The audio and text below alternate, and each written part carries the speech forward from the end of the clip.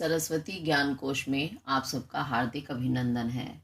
बच्चों, आज हम महाकवि कालिदास द्वारा रचित रघुवंश महाकाव्य नामक काव्य का द्वितीय सर्ग पढ़ेंगे। रघुवंश महाकाव्य का द्वितीय सर्ग यानी दूसरा सर्ग आपके कोर्स में लगा हुआ है कक्षा 11 के लिए। तो इसके हम 3 पार्ट पहले पढ़ चुके हैं, आज चौथा पढ़ेंगे, चौथा भाग। अब से पहले जो हमने पढ़ा था आज एक बार थोड़ा सा उसे रिवाइज कर लेते हैं, ध्यान कर लेते हैं, क्योंकि बहुत दिन बाद जब पढ़ते हैं तो दिमाग से उतर जाता है कि हम अब तक क्या क्या पढ़ चुके थे।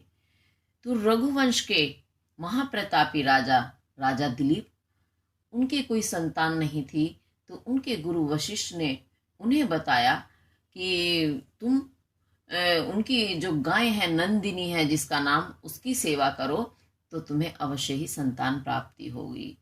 तो राजा दिलीप अपनी पत्नी सुदक्षिणा के साथ ऋषि के आश्रम में पहुंच जाते हैं और वहां वो नंदिनी की सेवा पूजा करते हैं। तो उसके बाद अब कैसे कैसे करते हैं, चलिए देखते हैं आगे। वशिष्ठो धेनुर अनुयायिनम तम आवर्तमानम वनिता वनांत पपो निमेष अलस पक्ष्म पंक्तिर उपोषिताभ्याम एव लोचनाभ्याम। क्या होता है इसमें? वशिष्ठ धेनु, ये जब आप इसे संधि विच्छेद करेंगे तो हो जाएगा वशिष्ठ धेनोर, जो लिखा है ये रा का विसर्ग बन जाएगा, इसमें विसर्ग संधि है, और अनुयायिनम। तो वशिष्ठ की धेनु यानी गाय के, अनुयायिनम अनुयायी यानी अनुयायी पीछे पीछे चलने वाले कौन थे? राजा दिलीप, जो गाय की नंदिनी की सेवा कर रहे थे। तो वशिष्ठ की गाय के अनुयायी अर्थात सेवक तम उस राजा दिलीप के वनांत वन से आवर्तमानम लौट आने पर वनिता कहते हैं पत्नी या स्त्री, किसकी? राजा दिलीप की पत्नी अर्थात सुदक्षिणा। निमेष अलस पक्ष्म पंक्ति, निमेष कहते हैं बंद करने में, अलस जो अलसा रही है, पक्ष्म कहते हैं आंखों की जो पलकें होती हैं उनकी पंक्ति, यानी पंक्ति के रूप में ही होती हैं हमारी पलकें, तो जिन्हें बोर्निया भी कह सकते हैं। तो पलकों की पंक्ति को निमेष बंद करने में अलस अलसाई हुई। उपोषिताभ्याम, उपोषित कहते हैं उपवास की हुई के इव समान, लोचनाभ्याम लोचनों से, नेत्रों से, पपौ पी लिया। ये इसका शाब्दिक अर्थ है। इसे एक बार मैं अपने शब्दों में बता देती हूँ तो आपको श्लोक का अर्थ अच्छे से समझ में आ जाएगा। राजा दिलीप, जो वशिष्ठ हैं उनके गुरु, उनकी गाय की सेवा कर रहे हैं जिसका नाम नंदिनी है। तो प्रातः काल ही जब सुदक्षिणा ने गाय की पूजा अर्चना कर दी तो राजा दिलीप उसको लेकर के वन में चले जाते हैं चराने के लिए। अब राजा दिलीप जो सुबह के गए हुए हैं और अब वे संध्या काल यानी शाम के समय वापस आ रहे हैं। अब रानी जो सुदक्षिणा है वो अपने पति से पूरे दिन दूर रहती है, इस कारण वो व्याकुल हो जाती है पति के दर्शन के लिए। तो जब वो राजा शाम को अपनी गाय की सेवा अर्चना करके चरा करके उसे वापस लेकर के आते हैं तो रानी सुदक्षिणा किस प्रकार राजा दिलीप को देखती हैं? जैसे उपोषित कहते हैं भूखा प्यासा यानी उपवास जिसने रखा है। तो जो हम उपवास रखते हैं, उपवास जिसे आप व्रत भी कहते हैं, तो क्या होता है, हम दिन भर खाना नहीं खाते, संध्या के समय में खाना खाते हैं। तो सुदक्षिणा के नेत्र ऐसे हो रहे थे मानो उन्होंने दिन भर उपवास किया है, और अब उपवास के बाद जब भूख तो लगी होती है, जब शाम को पूजा पाठ करके खाना खाते हैं तो खूब खाना खाया जाता है। उसी प्रकार सुदक्षिणा ने अपने पति को मानो अपने उपवासी नेत्रों से या भूखे प्यासे नेत्रों से पी लिया यानी बहुत दिल खोल करके उनके दर्शन किए। और वो भी कैसे किए? निमेष अलस पक्ष्म पंक्ति, यानी जिसकी पक्ष्म पंक्तियां, बोरनियां जो हैं, पलके हैं, वो कैसी हैं, अलसा रही हैं, मानो निमेश बंद करने में। बंद करने में जब आलस आता है, किसी भी काम को करने में जब आलस आता है तो क्या होता है, आदमी बिल्कुल स्थिर हो जाता है, ना तो वह खोलता है ना बंद करता है, यानी अपलक, जिसे एक टक भी आप कह सकते हैं, तो निर्निमेश भी कह सकते हैं। तो वो एक टक अपने पति को ऐसे देखती हैं, या उनके नेत्र ऐसे देखते हैं मानो वो दिन भर के भूखे थे और उन्होंने राजा को देखकर अपने नेत्रों को शांत कर लिया है, इसलिए वो मानो उपवासी रहे हों। उपवासी उन नेत्रों को कहा गया है, सुदक्षिणा के नेत्रों को। अब निश्चित रूप से आपको समझ आया होगा। अब एक बार फिर से मैं दोहरा देती हूँ। वशिष्ठ धेनु हो, वशिष्ठ, गुरु वशिष्ठ की धेनु गाय के अनुयायी सेवक तम, उस राजा दिलीप के वनांत वन से आवर्तमानम, वापस आ जाने पर, लौट आने पर, वनिता पत्नी अर्थात सुदक्षिणा निमेश अलस, निमेश बंद करने में अलस, अलसाई हुई, पक्ष्म पंक्ति बोरनियों वाली या पलकों वाली, उप्रोषिताभ्याम, ये आप विच्छेद करेंगे तो पंक्ति ही रा का विसर्ग बन जाएगा, यानी विसर्ग संधि है इसमें, फिर हो जाएगा उपपोषिताभ्याम। उपोषिताभ्याम द्विवचन का है, तो नेत्र तो हमारे दो ही होते हैं, इसलिए द्विवचन लगा है। लोचनाभ्याम में भी द्विवचन है। तो प्यासे या उपवासी लोचनाभ्याम, नेत्रों से इव मानो पपौ, पी लिया, किसे, राजा को या राजा के दर्शनों को। ये इसका अर्थ हुआ। ये आपको समझ आया होगा। अगर किसी वजह से आपको समझ ना आए तो आप कमेंट करके जरूर पूछें। चलिए अब आगे चलते हैं, फिर क्या होता है। पुरस्कृता वर्तमनि पार्थिवेन प्रत्युद्गता पार्थिव धर्म पत्निया, तद अंतरे सा वीर राजधेनुर दीर्ण छपा मध्य गतेव संध्या।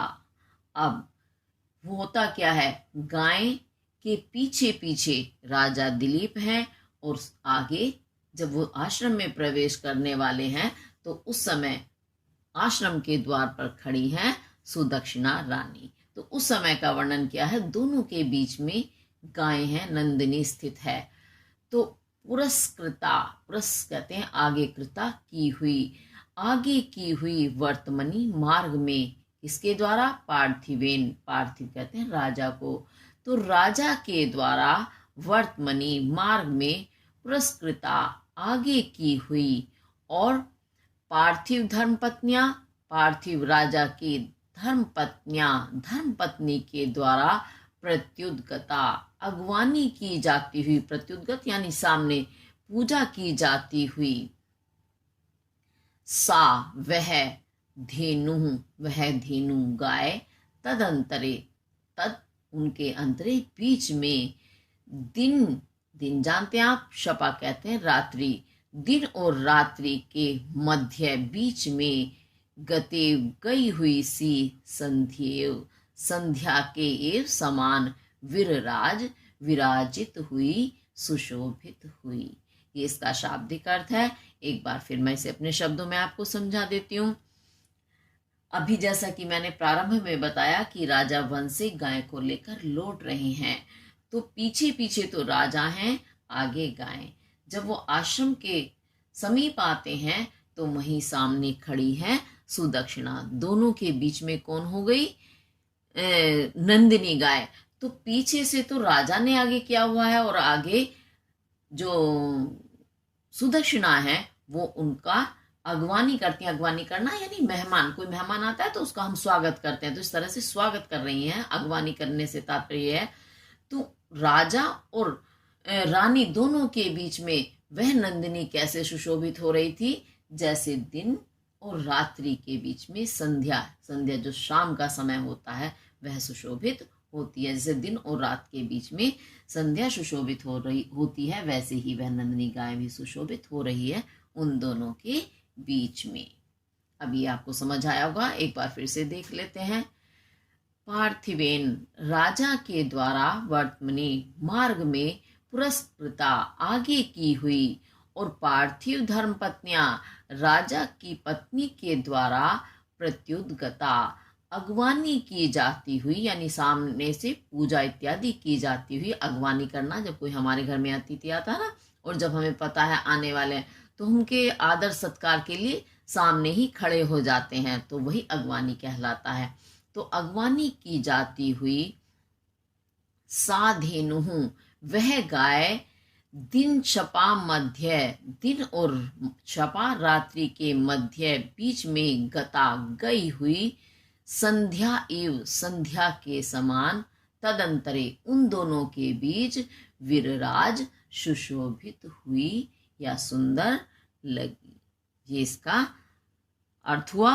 अब आगे चलते हैं। प्रदक्षिणीकृत्य पयस्विनीं तां सुदक्षिणा साक्षात् पात्र हस्ता प्रणम्य च अनर्च विशालम अस्या श्रृंगांतरम द्वारम एव अर्थ सिद्धि। फिर उसके बाद क्या हुआ? ताम, उस, पयस्विनीम, पय कहते हैं दूध, स्विनी देने वाली, वह दूध देने वाली, दूध भी कैसा है नंदिनी का? अमृत तुल्य, अमृत तुल्य उस पवित्र दूध को देने वाली की, कौन कौन है दूध देने वाली? नंदिनी गाय। नंदिनी गाय की प्रदक्षिणी कृत्य, प्रदक्षिणा करके, किसने की? सुदक्षिणा, सुदक्षिणा ने, सा अक्षत, सह सहित है अक्षत, अक्षत कहते हैं जो पूजा की सामग्री, चावल इत्यादि होते हैं, चावल रोली, उन्हें अक्षत कहते हैं। तो स अक्षत, अक्षत से युक्त पात्र, बर्तन को या पात्र को हस्ता, हाथ में लिए हुए, स अक्षत, अक्षत से युक्त या पूजा सामग्री से युक्त पात्र हस्ता, पात्र को हाथ में लिए हुए, सुदक्षिणा, सुदक्षिणा ने, ताम पयस्विनीम, उस दुधारू, दूध देने वाली गाय नंदिनी की प्रदक्षिणी कृत्य, प्रदक्षिणा करके, प्रदक्षिणा समझते हैं, चारों तरफ उसके घूम करके, प्रणम्य च और प्रणम्य, प्रणाम करके, अर्थ सिद्धे, अर्थ के सिद्धे, सिद्धि स्वरूप, द्वारम इव, द्वार के समान, अस्यहा, उसके, विशालम, विशाल, श्रृंगांतरम, श्रृंग कहते हैं सींगों के, अंतरम बीच में, अनर्च, अर्चना की या पूजा की। अब इसको भी मैं एक बार अपने शब्दों में बता देती हूँ तो आपको ज्यादा अच्छे से समझ में आ जाएगा। सुदक्षिणा जो है वो पूजा अर्चना करने के लिए खड़ी हैं, तो उन्होंने क्या ले रखा है पूजा के लिए? उनके हाथ में एक पात्र, पात्र जिसे बर्तन भी कहते हैं, जिसमें सारी सामग्री है, अक्षत कहते हैं जो पूजा की सामग्री होती हैं, चावल रोली इत्यादि। तो वो अक्षत से युक्त पात्र उनके हाथ में है, और उस बर्तन को ही, पात्र को हाथ में लिए ही सुदक्षिणा गाय की चारों तरफ प्रदक्षिणा करती हैं। प्रदक्षिणा यानी उसके चारों तरफ घूमती हैं। गाय भी कैसी है? जो दूध देने वाली है, पवित्र दूध देने वाली। और कैसी है वो गाय? मानो वह उनकी अर्थ, अर्थ यानी मनोकामना को सिद्ध करने का द्वार है। वो उसी गाय उनके द्वार के समान है। हम कहीं भी जाते हैं तो जाने के लिए हमें दरवाजा, द्वार खुला हुआ मिलना चाहिए, तभी तो हम अंदर प्रवेश कर सकते हैं। तो ऐसे ही मानो उनकी जो संतान की सिद्धि की जो कामना है उसे पूर्ण करने के लिए वह नंदिनी गाय उनका द्वार है। उस द्वार स्वरूप उस नंदिनी के श्रृंगांतरम यानी सींगों के बीच, सींगों के बीच क्या होता है? एक सींग इधर, एक सींग इधर, बीच में क्या स्थान कहलाता है? मस्तक। तो उसके मस्तक पर आनर्च, आनर्च कहते हैं पूजा करना। पूजा की किसने की? सुदक्षिणा ने। इस तरह से ये आपका पूरा हुआ। अगर समझ ना आए तो आप कमेंट करके जरूर पूछें। अब आगे देखते हैं फिर किस तरह से नंदिनी भी उनकी प्रार्थना को स्वीकार कर लेती है, उनकी पूजा को ग्रहण करती है। वनोत्सुका स्तिमिता सर्प्याम प्रतिग्रहित सेति नंदन्तुस्तौ भक्त्यो उपन्नेषु हि तद विधानाम प्रसाद चिन्हानि पुरः फलानि। अब क्या होता है? जब सुदक्षिणा उसकी अर्चना करती हैं, पूजा करती हैं, तो गाय भी क्या है, सुबह से गई हुई है और उसका छोटा बच्चा है, अपने बच्चे को वो आश्रम में ही छोड़कर जाती है, तो इसीलिए वह भी उत्सुक होगी। उसी का वर्णन करते हुए कवि बड़ा सुंदर वर्णन करते हैं। वत्सोत्सुका, वत्स पुत्र के लिए, संतान के लिए, उत्सुका अपि उत्सुक होने पर भी, जिज्ञासु होने पर भी, स्मिता, स्मित कहते हैं निश्चल, तो स्मिता निश्चल खड़ी होकर, सर्प्याम, सर्प्याम कहते हैं पूजा सामग्री को, प्रतिग्रहित, प्रतिग्रहित किया, ग्रहण किया, सा सेतीय विच्छेद कर दोगे तो सा इति हो जाएगा, तो सा उसने, सा उसने, उस नंदिनी ने, वत्सोत्सुकापि पुत्र के लिए उत्सुक होने पर भी, जिज्ञासु होने पर भी, स्मिता निश्चल होकर, निश्चिंत रूप से, सर्पश्याम पूजा को प्रतिग्रहित ग्रहण किया, इति इस प्रकार, यह देख कर कि यह इतनी निश्चलता से पूजा ग्रहण कर रही है, इति ऐसा, ताओ वे दोनों कौन, राजा दिलीप और उनकी पत्नी सुदक्षिणा, ननंद तू आनंदित होते हैं, प्रसन्न होते हैं, ही क्योंकि भक्त्या उपन्नेषु, भक्ति से, उपन्नेषु उत्पन्न होने पर भी, युक्त होने पर भी, तद्विधानाम इस प्रकार के, प्रसाद चिन्हानी, प्रसाद प्रसन्नता के चिन्हानी, चिन्ह प्रतीक, पुरहा, पुरहा कहते हैं आगे, फलानी फलन फल देने वाले होते हैं। अब एक बार फिर मैं इसको आपको अपने शब्दों में बता देती हूँ। नंदिनी सुबह से गई हुई शाम को वापस आई है, तो इस कारण वह अपने पुत्र के लिए बहुत उत्सुक है, जिज्ञासु है। जिज्ञासु किस लिए, कि मैं जल्दी से जाकर के अपने पुत्र से मिल लूं। इतनी जिज्ञासा होने पर भी वह बड़ी निश्चलता से, शांति के साथ खड़ी होकर सुदक्षिणा की पूजा को ग्रहण करती है। ये सब कौन देख रहे हैं, राजा दिलीप भी देख रहे हैं और सुदक्षिणा भी देख रही हैं। तो ये देख करके वे दोनों बहुत ज्यादा आनंदित होते हैं कि नंदिनी हमारी पूजा को कितने प्रेम से ग्रहण कर रही है, जबकि वो अपने बच्चे के लिए व्याकुल है। तो फिर उसके बाद नीचे उन्होंने जो सूक्ति कही है, क्योंकि इस प्रकार जो भक्ति से युक्त होते हैं, तद्विधाना इस प्रकार जो भक्ति से युक्त हो जाते हैं, ये प्रसन्नता के ही चिन्ह हैं जो आगे चलकर हमें फल देने वाले होते हैं। भक्ति से युक्त हो जाना यानी भक्ति से युक्त है तभी तो वो भक्ति की उनकी पूजा ग्रहण कर रही है। यानी नंदिनी जो है राजा और रानी की भक्ति से प्रसन्न है। और तद्विधानम इस प्रकार के, यानी नंदिनी जैसे जो महान पुरुष होते हैं, जो वो भक्ति से युक्त हो जाते हैं, यानी दूसरों की भक्ति को ग्रहण करने लगते हैं अपने भक्तों की, तो उनकी इससे क्या होता है, जब वो इतनी शांति से ग्रहण कर रहे हैं, इसका मतलब वे प्रसन्न है। और यही उनकी प्रसन्नता का प्रतीक है, पहचान है कि वो निश्चित रूप से वहां खड़ी हुई है। तो राजा और रानी समझ जाते हैं कि निश्चित रूप से ये प्रसन्नता के चिन्ह ही बता रहे हैं कि हमारी आगे की मनोकामना पूर्ण होने वाली है, फलदायी होने वाली है। यानी हमें इसके नंदिनी की कृपा अवश्य मिलेगी, जिससे हमें संतान प्राप्ति निश्चित रूप से होगी। इस कारण वो दोनों पत्नी पत्नी बहुत ज्यादा प्रसन्न होते हैं। अभी आपको निश्चित रूप से समझ आ गया होगा, एक बार फिर से हम देख लेंगे।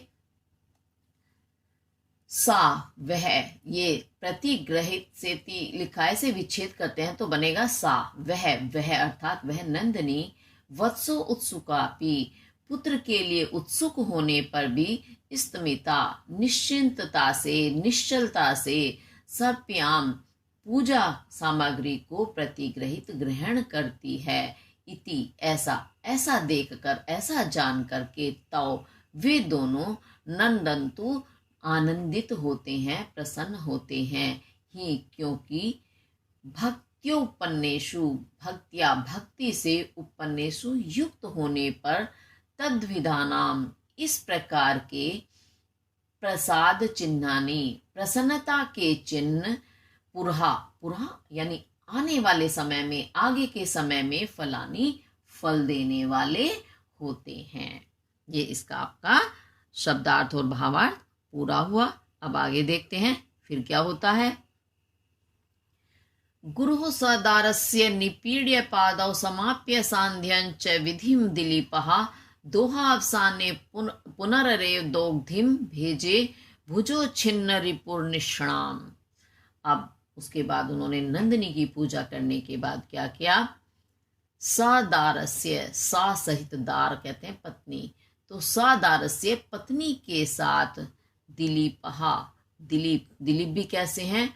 भुजो छिन्नहा, अपनी भुजाओं से, छिन्न करने वाले, नष्ट करने वाले, किसको? रिपुहु, शत्रु को। तो अपनी भुजाओं से शत्रुओं को नष्ट करने वाले दिलीपहा, दिलीप ने सदारस्य, अपनी दारा के साथ, पत्नी के साथ, गुरु कौन है? गुरु वशिष्ठ जो है, गुरु के पादव, पैरों को, निपीड्य, दबा करके या सेवा करके, चा और सांध्य, संध्या की, विधि को समाप्य, समाप्त करके, पूर्ण करके, फिर दोहा अवसाने, दोहने के अवसाने पश्चात, दोह जाने के पश्चात, पुनः एव, फिर से, दोग्ध्रिम, उस दूध देने वाली, दोग्ध्री, दूध देने वाली कौन है? नंदिनी। नंदिनी कैसी है? जो निष्णाम, बैठी हुई उस दुधारू गाय नंदिनी की भेजे सेवा की। ये इसका शाब्दिक अर्थ है। एक बार मैं फिर इसको अपने शब्दों में बता देती हूँ। जब नंदिनी आश्रम में आ गई अंदर, फिर उसके बच्चे का दूध पिलाया गया, बच्चे को दूध पिला करके फिर दूध दूहा गया, दूहना यानी दूध निकालना, नंदिनी गाय का दूध निकाला गया। उसके बाद फिर राजा दिलीप ने क्या किया? बड़े आदर के साथ अपनी पत्नी सहित गुरु के चरणों की सेवा की। जैसे रात को होता ना, बड़े बुजुर्गों के पैर दबाए जाते हैं, आजकल तो ये परंपरा समाप्त हो गई है, लेकिन देखिए कितना प्राचीन वर्णन है ये। उस समय में भी अपने बुजुर्गों के पैर दबाने की, रात्रि के समय सेवा करने की जो हमारी ये परंपरा चली आ रही है प्राचीन काल से ही। तो दिलीप अपनी पत्नी के साथ गुरु वशिष्ठ के पैरों को दबाते हैं। उसके बाद जो संध्या कालीन यानी शाम के समय जो पूजा विधान होता है, विधि के अनुसार जो कार्य उन्होंने पूर्ण किया पूजा का, फिर जिस गाय का दूध दूह लिया गया है, ऐसी दूध दूहने के बाद क्या है? वो निष्णाम बैठ गई, क्योंकि दिन भर वो भी घूमती रही है वन में, तो बैठ जाती है। बैठ जाने के बाद राजा दिलीप फिर उस गाय की भेजे सेवा करते हैं। और दिलीप भी कैसे हैं? जिन्होंने अपनी भुजाओं के बल से अपने समस्त शत्रुओं का विनाश कर दिया है। ऐसे राजा दिलीप इतनी विनम्रता के साथ उस नंदिनी की और अपने गुरु की सेवा करते हैं। ये इसका भावार्थ पूरा हुआ। तो एक बार फिर से देख लेते हैं। भुजो छिन्न, भुजाओं से छिन्न, नष्ट करने वाले रिपु शत्रुओं को, तो अपनी भुजाओं के बल से शत्रुओं को नष्ट करने वाले दिलीपहा, दिलीप ने सदारस्य, पत्नी के साथ, गुरु के पादव, चरणों को, निपीड्य, दबाकर, और और सांध्या, संध्या के, शाम की विधि को समाप्य, समाप्त करके, दोहा अवसाने, दूध दूहने के अवसाने, अवसान समाप्ति हो जाने पर, यानी दूध दोह लेने पर, निष्णाम बैठी हुई, पुनः फिर से दोग्ध्रिम, उस दूध देने वाली अर्थात नंदिनी की भेजे सेवा की। तो पुनरेव, फिर से, दोग्ध्रिम, उस दोग्ध्री, दूध देने वाली नंदिनी की भेजे सेवा की। इस प्रकार आपका ये वाला पद भी पूरा हुआ। अब आगे चलते हैं। ताम अंतिक नयसत बलि प्रदीपाम अन्वास्य गोप्ता गृहिणी सहाय क्रमेण सुप्ताम अनुसंविवेश सुप्तोत्थिताम प्रातर अनुतिष्ठत। अब इसमें क्या हुआ? आगे क्या होता है? गृहिणी सहाय, गृहिणी पत्नी के सहाय साथ, गोप्ता, गोप्ता कहते हैं रक्षक, रक्षक कौन है? राजा दिलीप, जो उस समय गाय की सेवा में लगे हुए हैं, गाय के रक्षक बने हुए हैं, वैसे भी रक्षक हैं, राजा तो रक्षक ही होता है अपनी प्रजा के लिए भी, तो इसीलिए उनके लिए गोप्ता शब्द का प्रयोग किया गया है। तो पत्नी के साथ गोप्ता उन रक्षक राजा दिलीप ने ताम, उसके उसके यानी उस नंदिनी के, अंतिक कहते हैं समीप, न्यसत रखे हुए, बलि, बलि यानी पूजा या भोजन आदि, और प्रदीपाम, प्रदीप दीपक वाले, अनु पीछे आस्य बैठ गया। उसके बाद क्या हुआ, क्रमेण और क्रम से, सुप्ताम सो जाने पर, अनुसंविवेश, अनु पीछे, संविवेश सो गया, और प्रातर, ये प्रातर अनुतिष्ठत है तो इसे विच्छेद करेंगे, बनेगा प्रातः अनु उत्तिष्ठत।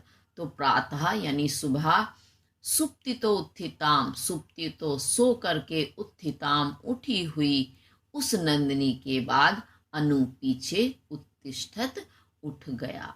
ये शाब्दिक अर्थ है। लगता है मुझे आपको शायद समझ ना आया हो, तो इसलिए एक बार मेरे शब्दों में समझ लीजिएगा। उसके बाद क्या होता है, जब उन्होंने नंदिनी की सेवा आरंभ की तो क्या किया, उन्होंने पहले गाय के पीछे बलि, बलि यानी पूजा आदि की सामग्री, प्रदीप, प्रदीप यानी दीपक जला करके उसके अंतिक समीप में रख दिया। किसके, नंदिनी के।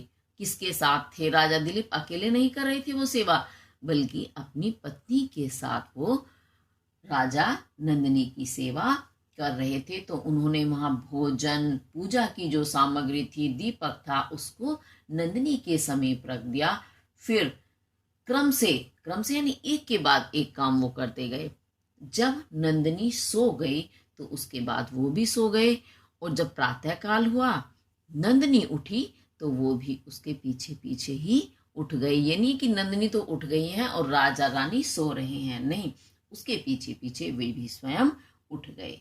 ये इसका अर्थ है। यानी उन्होंने सेवा इतनी लगन से की है कि तभी तो नंदिनी भी उन्हें कुछ देगी, क्यों, अगर हमें कुछ पाना है तो कुछ खोना तो पड़ता है। तो राजा दिलीप बिल्कुल तहे दिल से सेवा कर रहे हैं नंदिनी की, जिससे कि उनकी इच्छा, उनकी मनोकामना पूर्ण हो। अब एक बार फिर से देखेंगे, गोप्ता रक्षक, वह रक्षक राजा दिलीप, गृहिणी सहाय, पत्नी के साथ, ताम उसके अंतिक समीप, न्यसत रख करके, बलि पूजा सामग्री, प्रदीपाम और दीपक, दीपक और पूजा सामग्री समीप रख करके, अनुआस्य, अनु ये विच्छेद करेंगे तो ये बनेगा, ये प्रदीपाम, अनुआस्य, अनु पीछे, आस्य बैठ करके, क्रमेण क्रम से, सुप्ताम सो जाने पर, अनुसंविवेश सो गए, उसके पीछे से सो गए, और प्रातः प्रातः काल होने पर, सुबह होने पर, सुप्तो सुप्त सो करके, उत्थिताम उठी हुई, उस नंदिनी के उठ जाने पर, अनुत्तिष्ठत उठ गए, जाग गए। ये इसका आपका अर्थ और भावार्थ दोनों पूरा हुआ। अब चलिए आगे देखते हैं। इत्थम व्रतम धार्यतः प्रजार्थम समम महिष्या महन्य कीर्ते सप्त व्यतिषु तिस्र गुणानि तस्य दिनानि दिनो उद्धरणोचितस्य। इत्थम इस प्रकार, प्रजार्थम प्रजा के लिए, प्रजा यहाँ संतान के लिए कहा गया है, तो संतान के लिए, महिष्या समम, महिष्या पत्नी के समम साथ, व्रतम धार्यतः व्रत को धार्यतः धारण करते हुए, महन्य कीर्ते महान कीर्ति वाले, महान यशस्वी, और कैसे हैं, दीनों उद्धरण दीनों के दुखियों के उद्धरण उद्धार करने में, उचितस्य उचित यानी समर्थ या तत्पर रहने वाले, तस्य उसके, उस राजा दिलीप के, सप्त सप्त कहते सात, और तिस्र तिस्र यानी तीन, गुणानी गुना, तीन गुना, सात का तीन गुना क्या होगा, सात को आप तीन से गुना करो तो क्या हो जाएगा, 7 या 21, तो इसका मतलब आप 21 दिन व्यतीयुः बीत गए। समझ में आया होगा या नहीं? चलिए फिर भी एक बार मैं अपने शब्दों में आपको बता देती हूँ। तो इस प्रकार वह राजा दिलीप अपनी संतान प्राप्ति के लिए क्या करते हैं, अपनी पत्नी के साथ व्रत को धारण किए रहते हैं। और राजा कैसे हैं, बहुत ही कीर्तिमान यशस्वी हैं और सदैव दीनों का, गरीबों का उद्धार करने में वो तत्पर रहते हैं, तैयार रहते हैं। ऐसे उन राजा के उस नंदिनी की सेवा करते हुए 21 दिन बीत गए। 7 का 3 गुना हो जाता है 21, तो 21 दिन बीत जाते हैं। इसी प्रकार दिन प्रतिदिन उसकी सेवा करते करते। अब एक बार इसको फिर से देखेंगे। इत्थम, इस प्रकार, प्रजार्थम, संतान के लिए, महिष्या समम, महिषी पत्नी के समम साथ, व्रतम धार्यतः, व्रत को धारण करते हुए, महन्य कीर्ते है, महान कीर्तिमान, दीनोद्धरणोचितस्य, दीन दुखियों के उद्धार करने में उचितस्य तत्पर रहने वाले, तस्य उसके, उस राजा दिलीप के, 37 गुणानि, 7 के 3 गुणा अर्थात 21 दिन व्यतीयुः बीत गए। ये इसका आपका शब्दार्थ और भावार्थ पूरा हुआ। फिर आगे देखते हैं क्या होता है। बहुत ही सुंदर महाकाव्य है और अगर आप इसे कभी आपको मौका मिले तो पूरा पढ़ करके देखिएगा। बहुत ही सुंदर वर्णन है इसमें। देखिए आगे फिर क्या होता है। अन्ये ध्युरात्मा अनुचरस्य भावम जिज्ञासमाना मुनि हेमधेनुः गंगा प्रपातांत विरूढ़ शष्पम गोरी गुरोर गह्वरम आविवेश। अब क्या होता है। अन्ये ध्युः, अन्य यानी अगले, ध्युः दिन, अगले दिन, आत्म अनुचरस्य, इसे संधि विच्छेद करेंगे तो बनेगा अन्ये ध्युः जमा आत्म जमा अनुचरस्य, तो आत्म अपने, अनुचरस्य सेवक के, अन्य ध्युः अगले दिन, अगले दिन यानी 22वें दिन, आत्म अनुचरस्य अपने सेवक, अनुचर सेवक को कहते हैं, सेवक के, भावम भाव को, भावना को, जिज्ञासमाना, जिज्ञासमाना जानने की इच्छुक, मुनि होम धेनु, मुनि की जो होम की धेनु गाय हैं। तो मुनि की होम धेनु क्यों कहा जाता है, क्योंकि मुनि क्या करते हैं, हवन यज्ञ इत्यादि करते हैं। तो उन्हें हवन यज्ञ की जो सामग्री मिलती है कहाँ से मिलती है, गाय से मिलती है। क्योंकि उसमें क्या होता है, जो आपको घी, दूध, दही इत्यादि हैं, सारी चीजें गाय के दूध से ही बनती हैं। और गाय का गोबर जो है पूजा स्थल को पवित्र करता है और अग्नि में भी प्रज्वलित करने के लिए गाय के गोबर का जो ईंधन होता है वो बहुत पवित्र माना जाता है। इसीलिए नंदिनी को मुनि होम धेनु कहा गया है, क्योंकि उनके होम का कार्य, उनके यज्ञ का कार्य उसी धेनु से पूर्ण होता है। तो मुनि की जो होम धेनु कौन सी है, नंदिनी। नंदिनी ने गंगा प्रपात, गंगा नदी है, उसके प्रपात कहते हैं झरना, झरने के अंतः समीप, विरूढ़ उत्पन्न हुए, शष्पम घास वाली, गोरी गुरुहो, गोरी के गुरुहो, गुरु, गोरी के गुरु अर्थात पिता। कौन है गोरी, गोरी माँ, गोरी पार्वती माँ के लिए कहा गया है। तो पार्वती माँ के जो गुरु पिता हैं कौन है, हिमालय, अर्थात हिमालय की गह्वरम, गह्वर कहते हैं गुफा में, आविवेश प्रवेश कर लिया। अब एक बार इसको मेरे शब्दों में समझेंगे। तो 22वें दिन क्या होता है, नंदिनी के मन में जिज्ञासा जागती है कि मेरा जो ये सेवक है इसके कैसे भाव हैं, क्या ये मेरी ऐसे ही सेवा कर रहा है या वाकई ये मेरे लिए कुछ भी कर सकता है। उसके भावों को जानने के लिए नंदिनी ने बहुत होशियारी से काम लिया। तो वहां पास में ही गंगा नदी है और गंगा नदी का प्रपात कहते हैं झरना, झरना है। और झरने के समीप में ही क्या है, हरी हरी घास उगी हुई है। और उसी घास वाली वहां पास में ही हिमालय की एक गुफा है जिसमें वह प्रवेश कर जाती है देखने के लिए कि देखती हूँ मेरी कितनी रक्षा ये राजा दिलीप करता है। ये जानने के लिए वो उस गुफा में प्रवेश कर जाती है। तो एक बार अब इसको फिर से देख लेते हैं।